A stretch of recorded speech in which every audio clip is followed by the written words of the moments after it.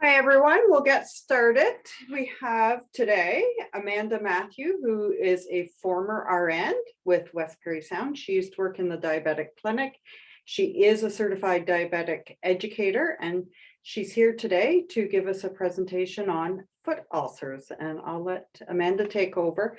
If anyone has any questions, she's happy to be interrupted. Thanks, Kathy. Yeah, so today we're going to talk about the prevention and management of neuropathy and foot pressure ulcers from a practical perspective. And even though it's coming from a pragmatic perspective, there will be some best practice recommendations to follow.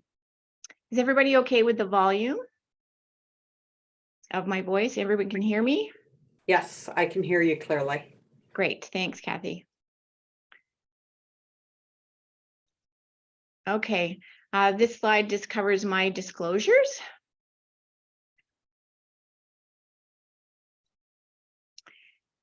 Today's agenda will cover our learning objectives.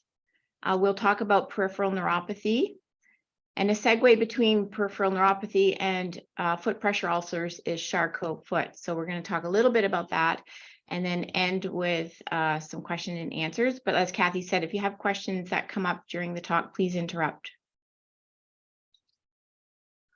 So today's learning objectives, at the end of this presentation, I'm hoping the participant will be able to understand the various causes of prevention of, treatment of peripheral neuropathy, and understand the causes, prevention, and treatment of foot pressure ulcers.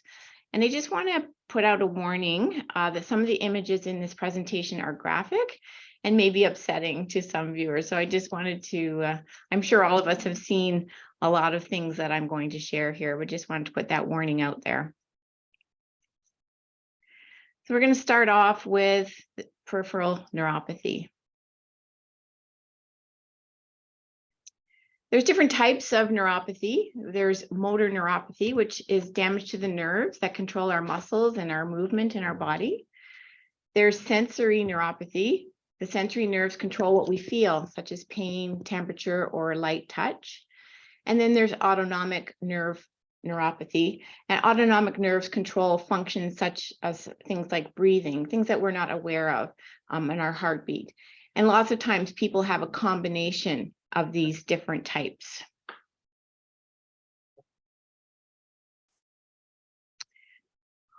There are some common symptoms that we see with peripheral neuropathy. People complain of burning pain, sharp pain, sometimes numbness, tingling, sometimes insects crawling on their skin, pins and needles. Some people complain of tightness or constriction, weakness, restless leg syndrome, balance issues, walking difficulties, and the loss of pain or sensation. Ulcers can appear when people have peripheral neuropathy, and wounds can be slow to heal. And I think the big one on this particular slide is trouble sleeping.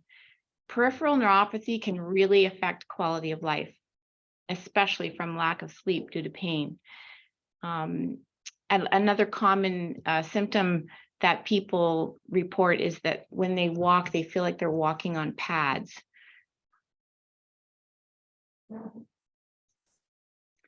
So the clinical presentation is typically based on history and physical exam.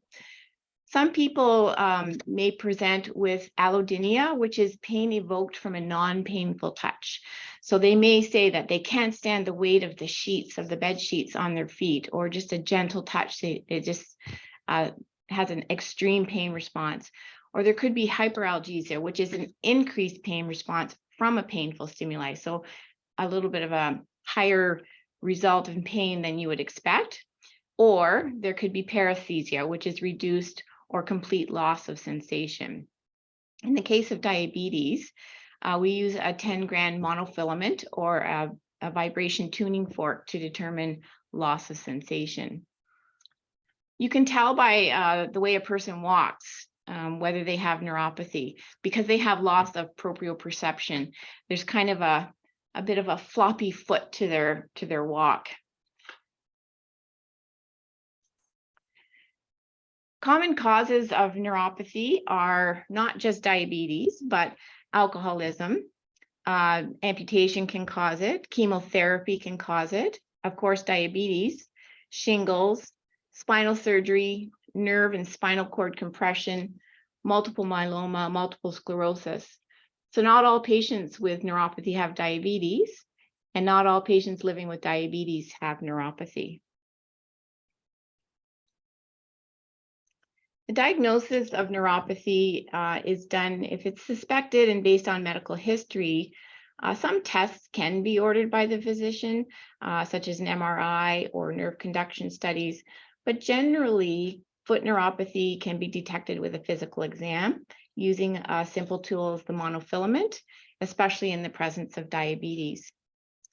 There are 9 spots that are tested with a monofilament. 9 on the plantar surface of the foot, and then 1 on the dorsal surface.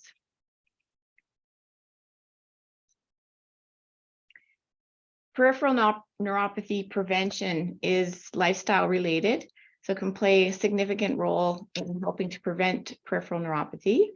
Risks can be lessened by avoiding excessive alcohol intake, correcting vitamin deficiencies, eating a healthy diet, avoiding toxins, exercising regularly, and in the case of diabetes, keeping blood sugar levels in target range is really important.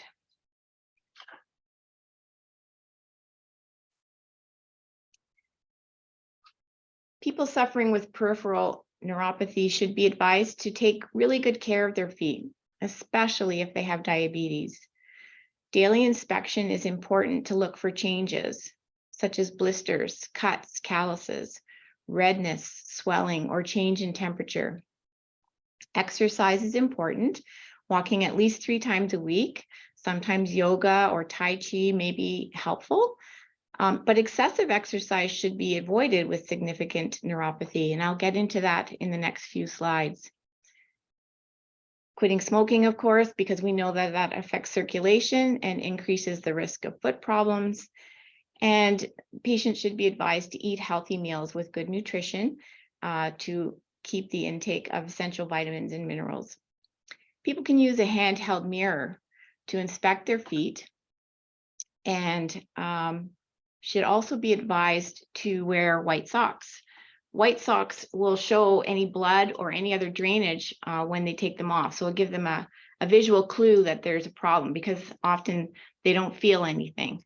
I've had people in my days at the diabetes center come into my office. I had a lady come in one time with a thumbtack on the bottom of her foot when I did a foot inspection. She had no idea it was there. She did not feel it. So if people are encouraged to do self-care at home, they can see these things and note the changes. I had another gentleman come into my office. He had redness on the top of his foot. And so he asked me to have a look. He put his foot in my lap.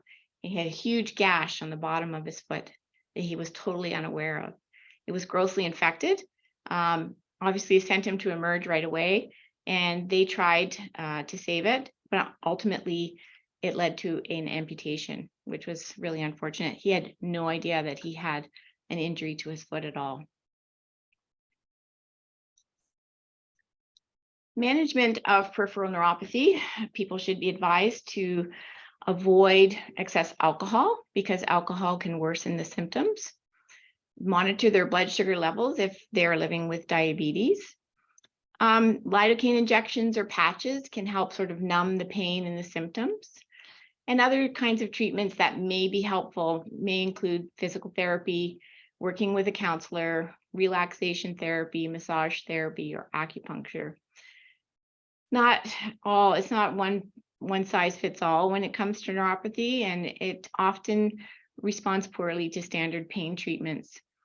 A multidisciplinary approach that combines therapies can often be effective. People living with diabetic peripheral neuropathy should be receiving advanced nursing foot care, because peripheral neuropathy represents a high-risk foot. Someone you know has peripheral neuropathy. Millions of people do. So there's moderate efficacy with the available treatments, unfortunately. And a lot of the treatments have a lot of side effects which limit their use. So I'm going to talk a little bit about some of the options available to people. I'm not putting a plug in for any particular product, just what's out there. Obviously, there's some medications that people can take to help with their symptoms. Over-the-counter pain medication, such as NSAIDs, can help with mild symptoms. But with more severe neuropathic pain, prescription narcotics may be required. Opioids obviously are generally not recommended unless all other treatments fail. Most treatments will just reduce the symptoms to a tolerable level. I've not experienced anybody that's had, 100% relief of their symptoms from peripheral neuropathy. Anti-seizure medications, gabapentin, pregabalin, they're very common, Lyrica. They may relieve nerve pain. Side effects include drowsiness and dizziness. Capsaicin, which is a topical cream. It's a component of certain plants, including cane and red pepper, used topically for peripheral nerve pain, can be effective.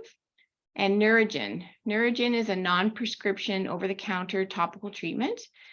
I've often recommended this for people to try. It is aromatic. It smells very strongly like geraniums. So caution needs to be used for people that have a reactive airway or a sensitivity to strong smells. With Neurogen, you would place a few drops of the product in a dollop of lotion, rub it together, rub it on the feet, and then wash your hands afterwards. I always encourage people, if they can afford to try it, that they should give it a try. I've had in the past people call me and thank me that it was life-changing for them, and other people have tried it and said it didn't do anything, but I think it's worth a try. The medicinal ingredients in Neurogen are basically some essential oils, lavender essential oil, geranium oil, eucalyptus oil, and tea tree oils, as well as bergamot. There's some other ingredients in there as well, but it works for some people, so that can be a good thing. The other things that we use are antidepressants, tricyclic antidepressants such as amitriptyline, doxepine, or nortriptyline. Again, it's kind of a trial and error. Patients and clinicians need to work together to find the best treatment with the least side effects. Because sometimes these drugs have a systemic effect and the patient finds that undesirable. Serotonin, norepinephrine reuptake inhibitors, such as Cymbalta, extended release antidepressants such as Effexor, XR, can be helpful for the pain of peripheral neuropathy caused by diabetes. Again, side effects may include dry mouth, nausea, drowsiness, dizziness, changes in appetite, weight gain, and constipation. A lot of these people have, they're living their lives, they have jobs, they're dealing with neuropathy in their 40s and 50s and so on. So they don't want to be groggy or, not feeling aware enough to drive and such. So we do have to sort of find the balance between getting the relief of the pain and being able to function with activities of daily living. So now we're going to move on to Charcot. And as I said earlier, it's a bit of a segue between neuropathy and foot ulcers. Have you heard of Charcot foot? It's often misdiagnosed. So Charcot foot officially is a progressive condition that involves a gradual weakening of bones, joints, and soft tissues of the foot and ankle. It is a severe complication of diabetes and is caused by peripheral neuropathy.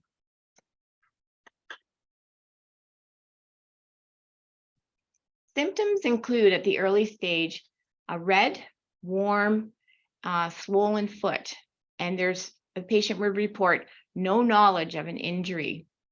Significant damage can be done at this stage without the patient even knowing it. But the patient continues to walk and destruction happens during this stage. Unfortunately. So there's stages of Charcot. There's the acute stage where you have your redness, your swelling, increased temperature of the foot. Stage 1, fragmentation. This is where the bones start to fracture, the foot becomes deformed and unstable.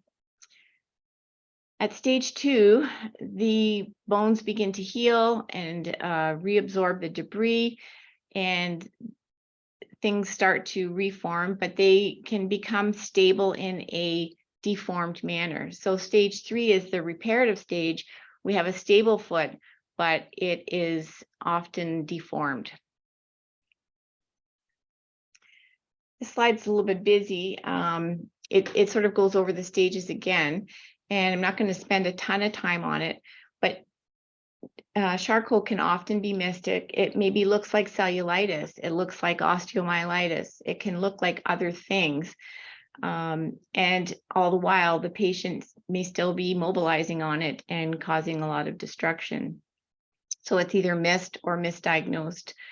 And in the chronic stage, the foot remains swollen, the joints are deformed, and there's a collapse of the longitudinal arch, which results in this rocker bottom foot deformity. The rocker bottom deformity is the cuboid bone taking all the weight bearing. So the cuboid bone, I'll show you in the next slide. And that leads to callus formation, blisters, ulceration, possible infection, osteomyelitis, and amputation, unfortunately. So we really need to look for Charcot in the early stages if people have neuropathy and are living with diabetes. So here's just a picture of the human foot and the cuboid bone there. That's the one that it'll collapse and result in this rocker bottom foot and create a real pressure point for the development of ulcers and problems. Other bones can fracture in the foot as well, obviously, but the cuboid is often responsible for these classic wounds that you're going to see coming up. So the foot structure collapses. The cuboid bone becomes the weight bearing and leads to this pressure point and ulceration. You can see the actual bone pushing through the bottom of the foot, and you can see it on the x-ray here, what it looks like. So this foot is permanently deformed. Here's just another slide, it's the same thing. You can see that very clearly, the rocker bottom foot and that cuboid bone not where it's supposed to be.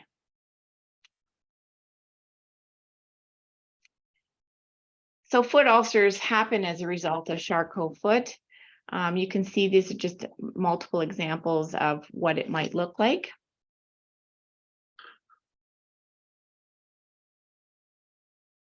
So the management and treatment of Charcot is underlined, bolded, offloading. We need to take the weight off the foot. That is the key. Other treatments could include treating bone disease, so casting, sometimes supplements. We want to prevent new fractures from happening. And in the later stages of Charcot, protected weight bearing, so a walking boot should be used to prevent additional complications from the existing deformity and preventing new deformities from happening. So the walking boots actually have to be custom made in most cases to accommodate that person's particular foot deformity.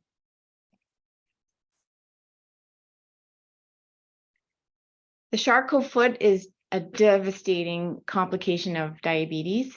It manifests as an acute aseptic inflammation of the bones and joints in the feet. If not diagnosed and treated in time, it leads to the collapse of bones in the foot, which causes deformity, foot ulcers, amputation, and possibly death. The diagnosis of acute Charcot foot is often delayed due to little knowledge of the disease among patients and clinicians, probably because of its rarity. But how rare is it? A study in Denmark was done, and a general practitioner, they estimated that had 2,000 patients in their practice would have 100 patients with diabetes and 0 to 1 diabetes patients with Charcot foot. with a new case of Charcot Foot every 13th year. In another study, a hospital-based diabetes outpatient clinic with 10,000 diabetes patients would have 56 diabetes patients with Charcot Foot and 7 new cases of Charcot every year. I can tell you in my practice at the Diabetes Center, I've seen a number of local people with Charcot Foot, surprisingly. Like, you know, we're told it's rare, but I've seen a number of people with it. I would say less than 12, but definitely more than you would anticipate. So offloading devices such as these, a boot, a shoe, just helps to take the weight off the pressure area and allows for the prevention of ulcers and for healing of ulcers as well. So Sorry, moving Amanda. on. Huh? Sorry. Yeah. We have a question. Are the custom boots covered by ADP? That's a good question. There's been problems with cost and coverage, and I don't know that assisted devices program covers them. But I remember in the past working with home and community care, now the LIN, that there was some funding available for offloading devices. So again, I don't know if it's assisted devices program or if you access it through the LIN. I hope that answered the question. Was there any other questions? There was just the one that popped up in the chat. Okay. If anyone else wants to unmute, you can. Thanks, Kathy. That's a problem, is obviously cost and coverage of these devices, because some people just don't have the access to get these devices, or they can't afford them. So our last topic is foot pressure ulcers. So in my beginning of this slide, foot ulcer versus pressure ulcer. So it's just in terms of wording, a pressure ulcer is defined as a localized injury to the skin and or underlying tissue, usually over a bony prominence, such as that results from, from pressure or pressure in combination with shear. Can happen anywhere. So we see pressure ulcers in the sacrum or in the heels. A foot ulcer actually is defined with no firm definition, except that they are usually related to diabetic foot ulcerations and are often referred to as diabetic foot ulcers.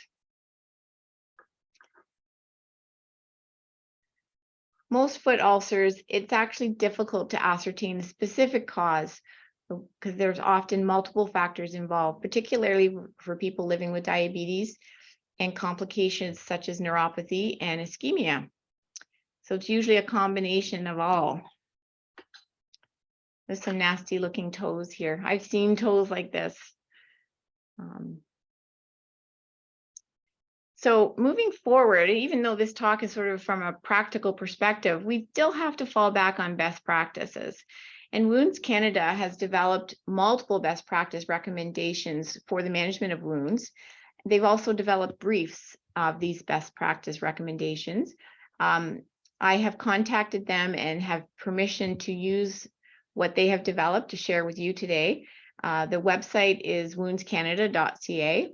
And so I'm going to share some highlights of what they recommend for diabetic foot ulcers.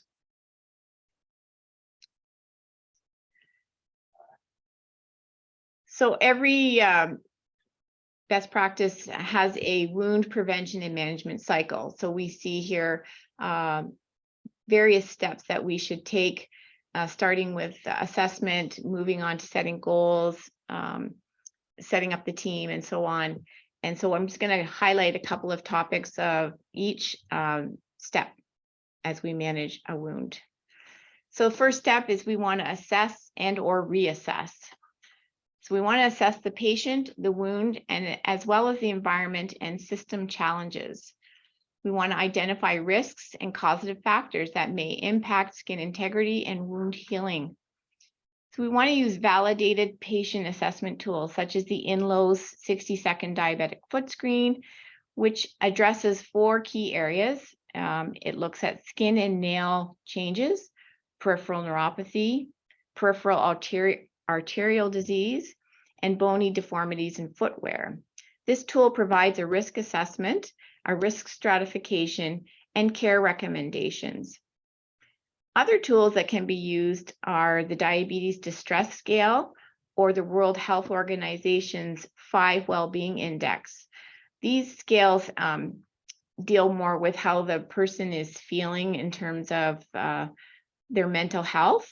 The Diabetes Distress Scale is a self-reported scale that highlights critical areas of distress, such as powerlessness, management distress, hypoglycemia distress, negative social perceptions, eating distress, physician distress, and or friends and family distress.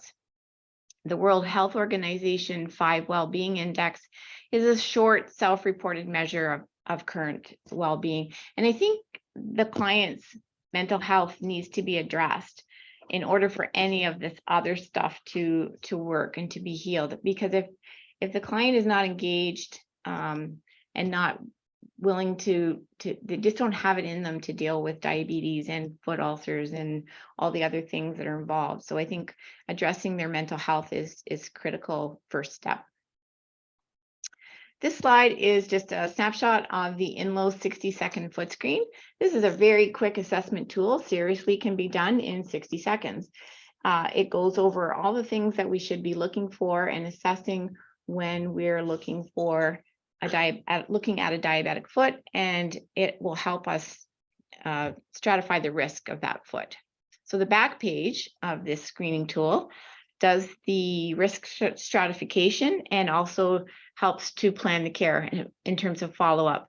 It helps tell you if you have a high risk or low risk, and then how often care should be being provided.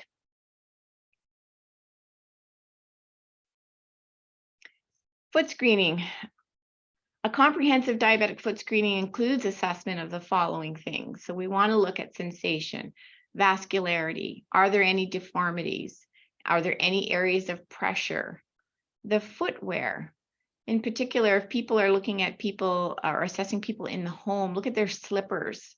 You can really tell a lot about what's going on if you look at the state of their slippers. We want to look for skin breakdown and look for infection. You can see by this footwear, gives you clues about how the person is walking and what might be happening to their feet. So the 10-gram monofilament test is very easy to do. You do 9 spots on the bottom of the foot and 1 on the dorsal aspect of the foot. The key ingredient here is not to test over callus. I basically would take the monofilament, I would poke the person on their arm so they know what it feels like. Then I would have them close their eyes and I would poke various spots in their feet, and I would vary up the spots so that they didn't know what to expect from the left foot to the right foot. So they wouldn't anticipate what the answer should be. So we can detect a neuropathy with this simple test. Factors to consider. You want to look at the client's glycemic control. Do they have hyperglycemia? Their activity level. Is it inappropriate for their risk? So if somebody has neuropathy, they really shouldn't be going for heavy duty long walks or running because they could get Charcot Foot. It could cause damage to their foot, and they might not even know it. People, obviously, we want them to quit smoking if they are smokers because of the compromise to circulation and decrease in wound healing. We want to look at trauma that may have been caused from neuropathy or loss of protective sensation. Do they have neuropathy? What kind do they have? And you need to know that it's not reversible. Do they have bone deformities? Are there high pressure areas or skin breakdown happening? So we want to take a health history, include their current status, look at their A1C. Do they have hypertension? Do they have coronary artery disease? Do they have renal disease? We want to look at their lifestyle, their environment, and their activities of daily living. Are they smoking? Are they using drugs and alcohol? Are they stressed? So there's lots of factors to consider. The peripheral arterial disease obviously puts them at increased risk and impacts wound healing for sure. We know this. Do they have a history of wounds? If they do, there's loss of resiliency and elasticity. They may have scar tissue. Do they have an amputation already? Amputation results in abnormal mechanics, and an ill-fitting prosthetic may also cause pressure that leads to tissue injury and will prevent wound healing. And we always have to look at age. Changes in skin structure and function and can be easily traumatized and delay wound healing. Other things that we need to consider are housing, employment, working conditions, food security, education and literacy, social supports, health behaviors, access to healthcare services. It's important for us to provide culturally sensitive environment of care. We need to assess access to funding, availability of services and wound-related products, pressure redistribution surfaces, so special footwear. Do we have diagnostic services and service delivery personnel and coordination of care? I know we've all been struggling in multiple communities, including Parry Sound, with home care services being short-staffed, and patients having to come into the hospital for wound care. Lots of problems. So we just need to assess all of these factors and take them into account. So here's just another picture of this poor man has lost some toes. You can see the pressure point is in a different spot because of the loss of those toes. And on this other foot, you can see that he has different pressure points. He's got mid to lower foot pressure on that left foot, and on the right foot, he's got a pressure point at the outer aspect there. So as a result of toe amputations, this gentleman has different distribution of weight when he walks, and that's why it leads to these ulcerations. So next we have to assess the wound. The choice of wound assessment tools should be consistent across all care settings and supported by education and policy. There's lots of different tools out there. You want to assess the wound and the peri-wound and look for calluses, the size, indications of infection. This is just an example of a diabetic foot ulcer classification system by Wagner. There's other tools around, but this one assesses the ulcer depth with the presence of gangrene and loss of perfusion, and it uses 6 grades, 0 through 5. I'm not going to go into details, but it just helps us to grade and stage the wound so we know where we're at, and that will help our decision making with regards to how we treat this wound. The second step in managing is setting goals. Different goals would be set around prevention. Is the wound healing? Is it non-healing? Is it non-healable? And also we should look at goals that look at the quality of life and symptom control for the client. We all know about the SMART principles that goals should be specific, measurable, attainable, relevant, and timely. There's also some other things that we should take into account when setting goals, sort of some A, B, C, D, E, Fs of goal setting. So in particular with diabetic, people living with diabetes, hemoglobin A1C, blood pressure, cholesterol, drugs, exercise, foot care, smoking, and stress. So those are some other things to consider when we're setting our goals.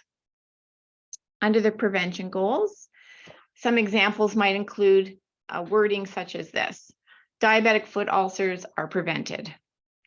Footwear is appropriate for fit and function. Foot care regime is implemented within 1 day. Blood glucose is in normal range. So there's just an example of what a prevention goal would look like.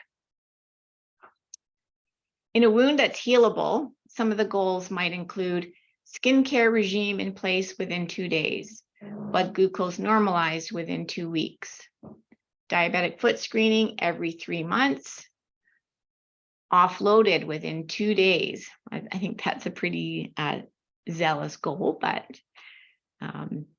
we need to make goals regardless. Wound infection managed within 1 week and wound closure within 2 months. So these wounds take time, sometimes way longer than 2 months. A goal for a non-healing wound might include that it remains stable and not infected, that the drainage and pain are controlled within a day, further skin breakdown is prevented, and that the blood glucose is controlled as able. And the fourth one is a non-healable ulcer. So a non-healable ulcer goal might include that it remains clean and dry to reduce the risk of infection, and that further skin breakdown is prevented.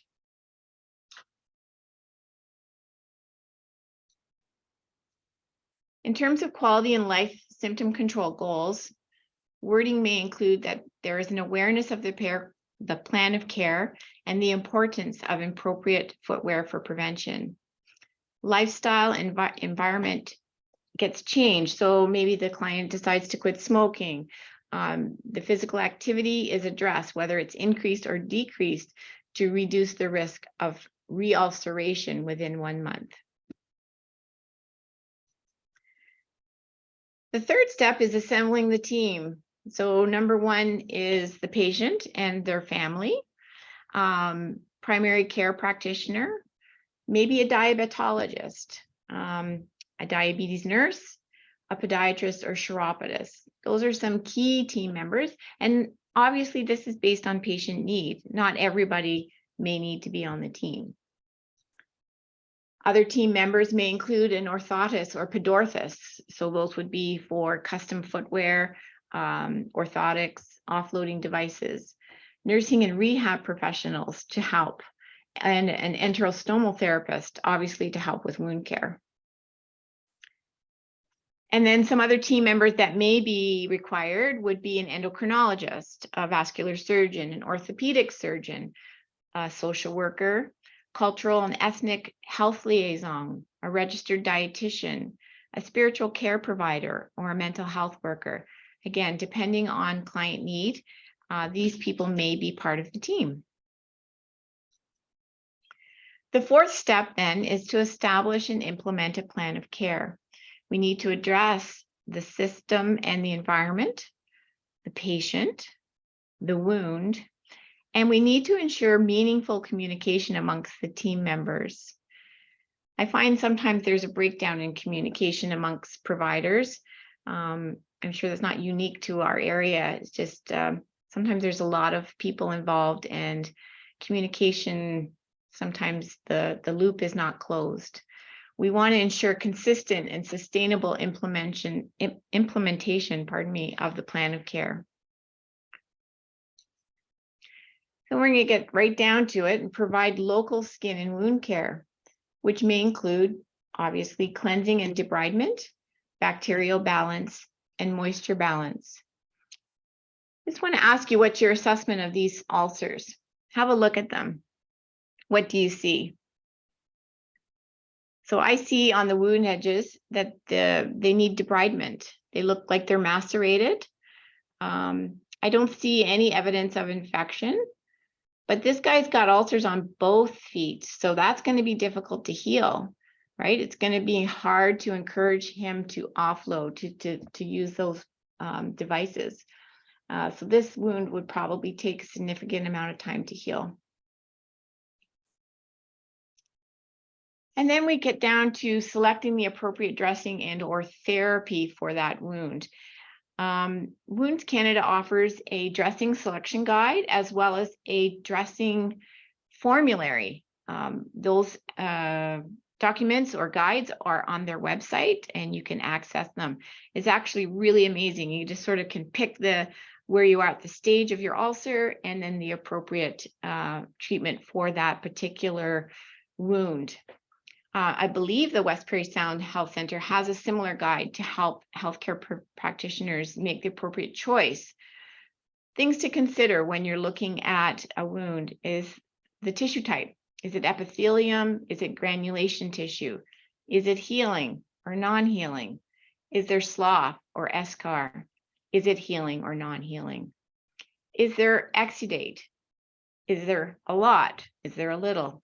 Is that wound healing or non-healing? What kind of exudate is it? Is it serous? Is it serosanguinous? Is it purulent?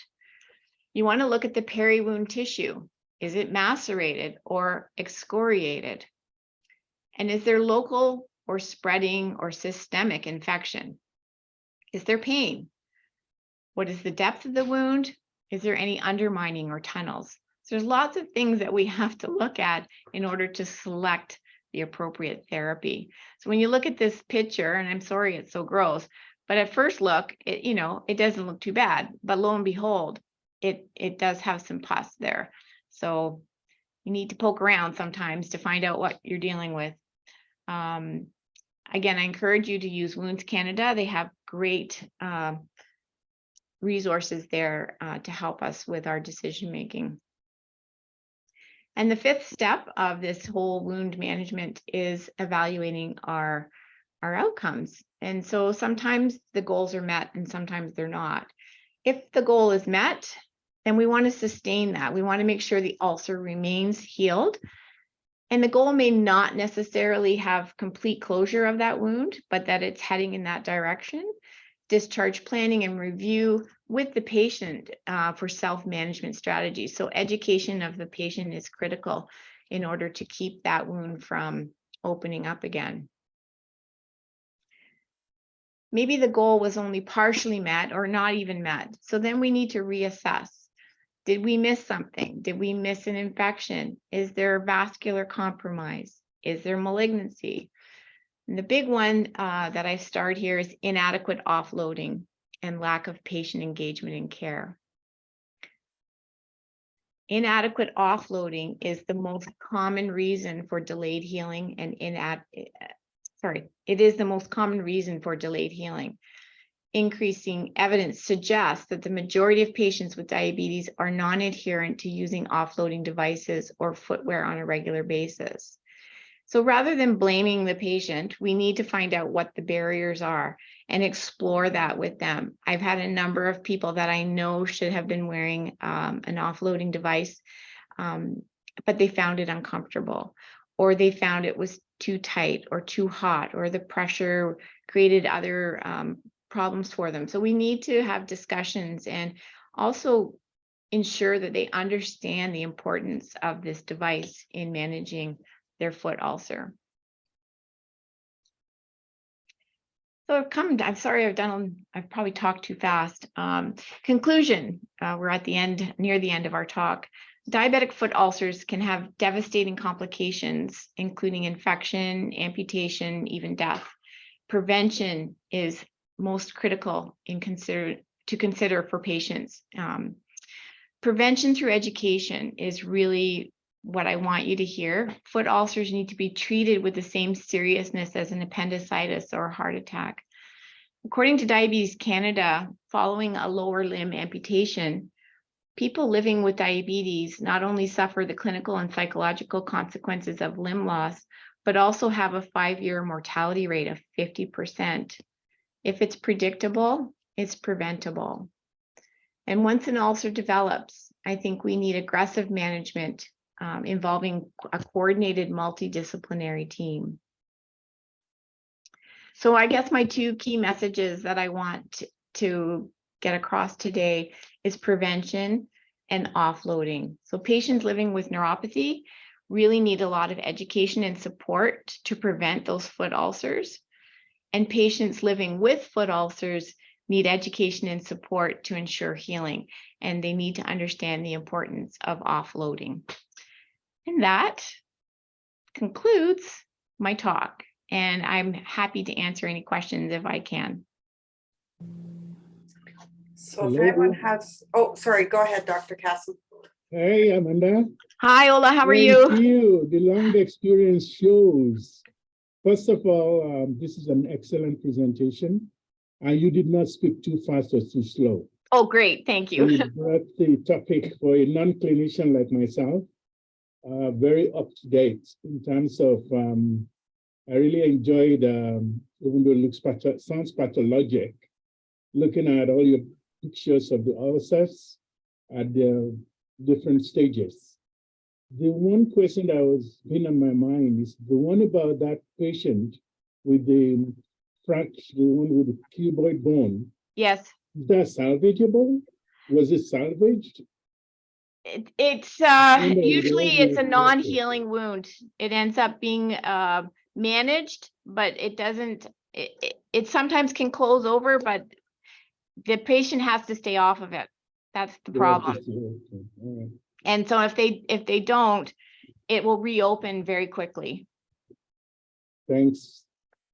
That's my question. Thanks, Ola. Nice to hear your voice. Yes. Go ahead, Becky. Hi, Amanda.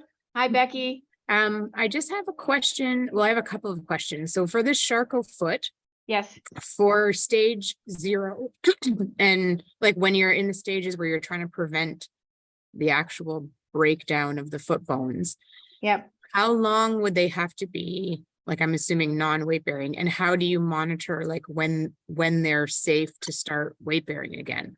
Yeah, it's done with a physician, primary care provider, and a lot of radiological looks at the feet. So in those early stages, that's when it gets missed, obviously, because people often have red, swollen feet and don't know that there's something going on. But if we can get on top of it early, then it actually can be prevented. In terms of time, it's just a check on how long those bone fragments need to heal up again, right? So a number of weeks, like a normal fracture would take, that the bone could fuse together again and hopefully not form in a deformed, like fuse in a deformed manner. What's the pathophysiology? Like what's making the bone start to break down? It's a combination of from the nerve damage, and usually it's accompanied with peripheral neuropathy is often accompanied with the poor circulation, and it just happens. The arches fall, the bones collapse. It just seems, I don't have a good answer for the pathophysiology. I probably could get it to you. I don't want to keep rambling on. It's just as a result of the lack of sensation that the patient has. I remember having a patient coming into my office saying I knew they had Charcot, and I said, so how are things going with your Charcot? She goes, I don't have Charcot, I have a broken foot. So it's just the bones become, I think they're not as well, it's almost like, it's not like osteoporosis, but they're just at higher risk of collapse because of the lack of support around them. And my other question is, so I just recently had a gentleman who has diabetes, has some sensation loss in both feet, but then had a really significant sensation loss and a foot drop in the one foot.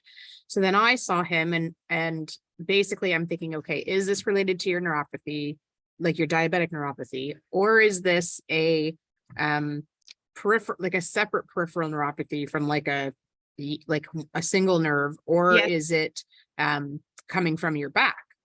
So we did a bunch of tests. I wasn't able to figure it out. And then he ended up going to see Dr. Lapp, and it was actually a reversible perineal neuropathy. And now his sensation hasn't fully come back, but his foot drop has recovered.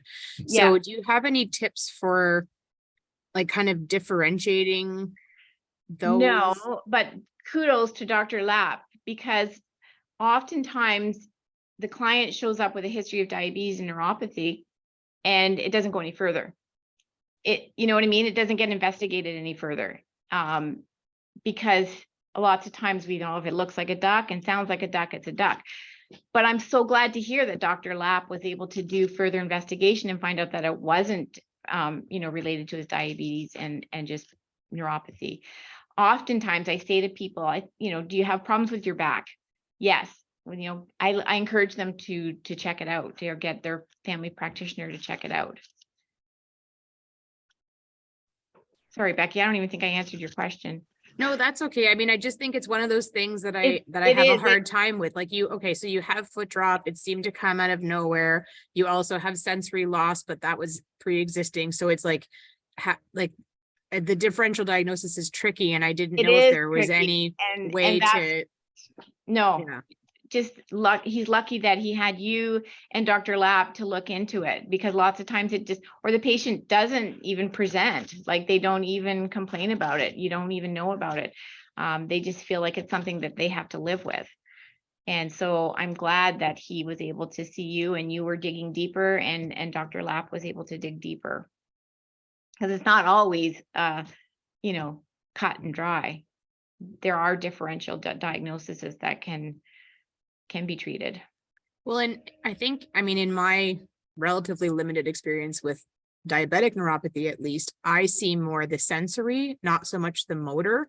Yeah. So the fact that he had foot drop, that didn't really, set my alarms off as much of the diabetic neuropathy as some other new thing. Yeah. But I guess any part of the nerves could be affected. Exactly. Yeah.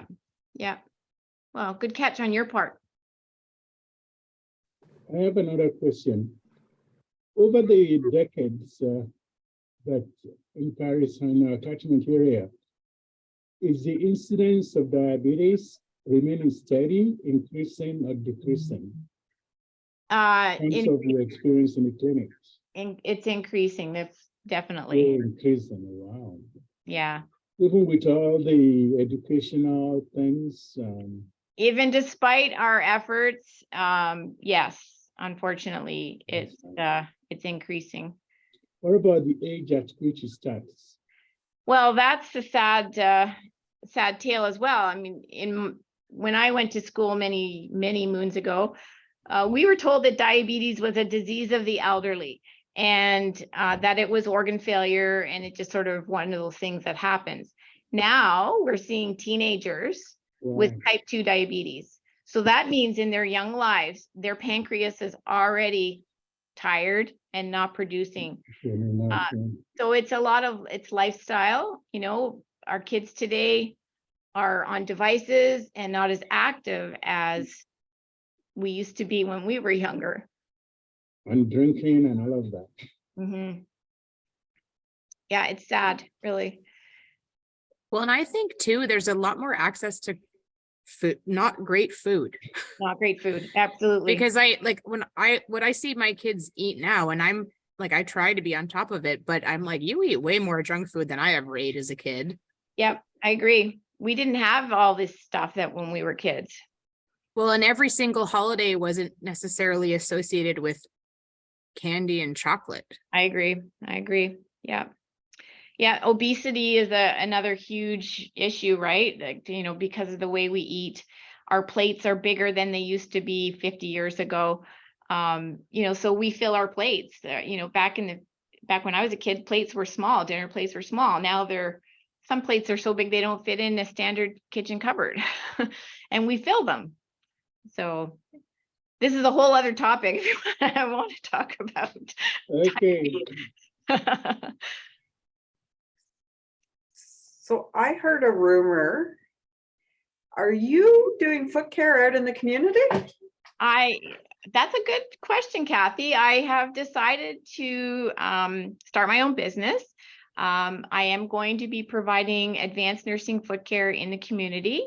My business is Amanda's Mobile Foot Care, and it's just started. So I've just been sort of getting all my supplies organized and my liability insurance and so on and so forth. And I will be providing foot care to community members on a limited basis. I'm still in my retirement mode, so I don't want to be working full time or anything, but I knew that there was a need, and it's something I love and I'm passionate about. Are you feeling the need? And I'm I think feeling what it, yeah. what you've just shown is the Canadian in you. We Canadians are always much more modest than our American colleagues who share the continent with us, because if we wouldn't have known without a planted question by Kathy about the rumors. So I'm glad that retired but not tired is the section. Okay, thank you. Thanks, Ola. Yeah. Any further questions? No. Okay, well, thank you very much, Amanda, for coming and presenting and sharing some very valuable knowledge with us. Thank you. And congratulations on starting your own business. Thank you. I appreciate that. All right, thanks, everybody. All right, and bye. Thank Bye. you. Thank you.